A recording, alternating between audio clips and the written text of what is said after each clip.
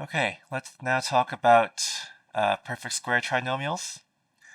So the first thing I want to emphasize is actually down here.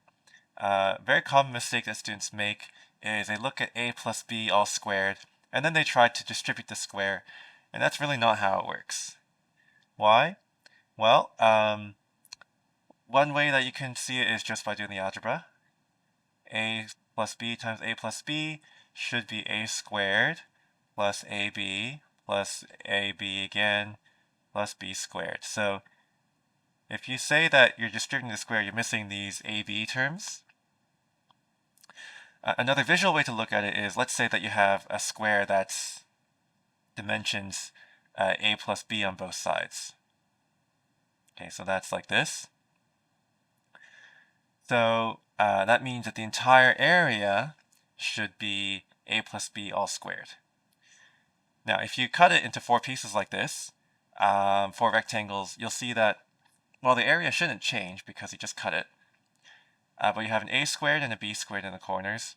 And you also have these AB area rectangles. So if you only say it's a squared plus b squared, you're missing out on these purple rectangles here. So with that in mind, let's say in general, a plus b squared is going to be a squared plus 2ab plus b squared.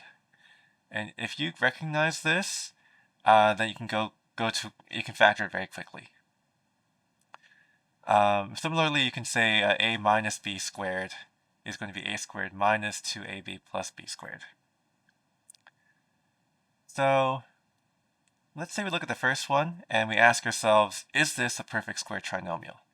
Well, the first way you could do it, of course, is to just factor it the normal way and realize that you get 2 of the same factor. So for example, you would say 3x and 3x makes 9x squared. Negative 1 and negative 1 make negative 6x. Sorry, make plus 1, and then the middle term does check out to be negative 6x. It looks something like this.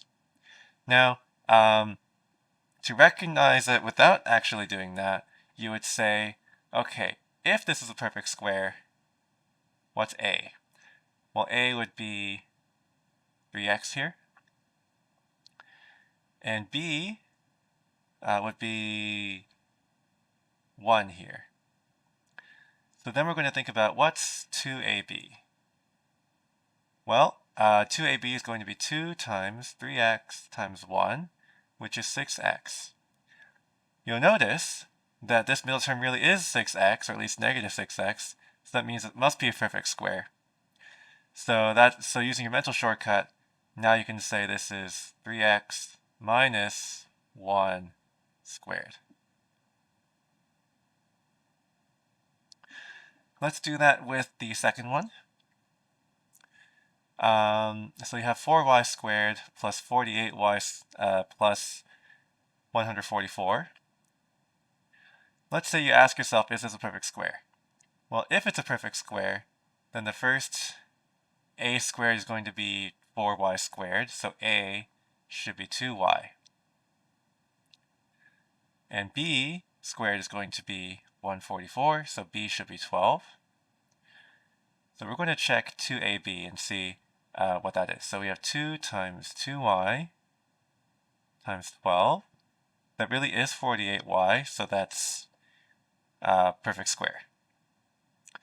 So using our shortcut, we're going to say it's a plus b squared, or 2y plus 12 squared. Now, we have a slight problem, which is actually we're stuck with some common factors here.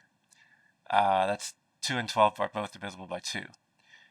We could have entirely avoided this problem if we had simply a common factor from the beginning, like I said several sections ago. So let's actually do that.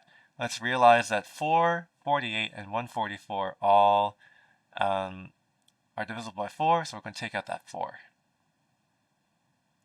You're going to get y squared plus 12y plus 36. And then again, you can think about whether it's a perfect square. So In this case, a would be y, b would be 6, and 2ab would be 2 times y times 6, which is 12y. That is correct. That is what we have, I should say. So that means this really is a perfect square. So final answer, fully factored, is 4 times y plus 6 squared.